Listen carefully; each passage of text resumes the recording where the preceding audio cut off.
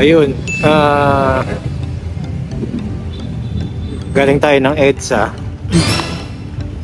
So, yung mga nagtatanong sa sa NWOW, baliktarin ko lang So, yung mga nagtatanong sa NWOW, sa mga ahente nila, guys, wala kayong makukuhang sagot sa kanila kasi company yan ng NWOW. Hindi yan makakasagot pa dahil kung ano lang ibaba ng company nila, ng management nila sa mga tao, sa mga empleyado nila.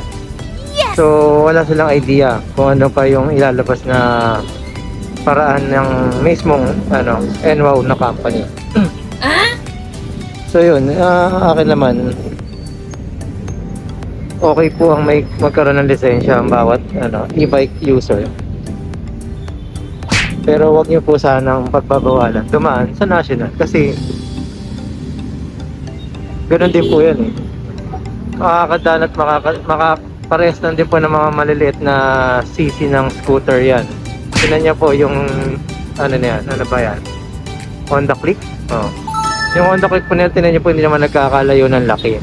Yung bilis po alam natin mabagal yung e-bike pero sa 15 na takbo, kaya niya po sumabay sa traffic po dito. Siguro, pwede lang siguro magkaroon ng violation yung mga e-bike user. Kung nag-i-stay siya, so parang sa NLEX or sa SLEX, kapag nasa fast lane ka, tapos mabagal takbo mo, pwede kang tikitan. Pero kung slow moving vehicle ka, dapat nasa gilid ka lang. So, yun naman ang aking para naman kaya papunta na po tayo sa future natin na maging eco-friendly, So, yun lang naman po. So, ano pa? Siguro yung kasi medyo parang yung may lisensya ka tapos bawal dun sa road na yun.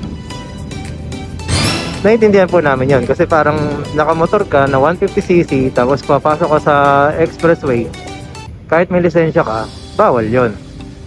Pero dito po sa Metro Manila, ito po naman ang transportation natin sa tagal po 2021 po, 2021 ba if I'm not mistaken yung EVIDA law, 3 taon po lumabas yan.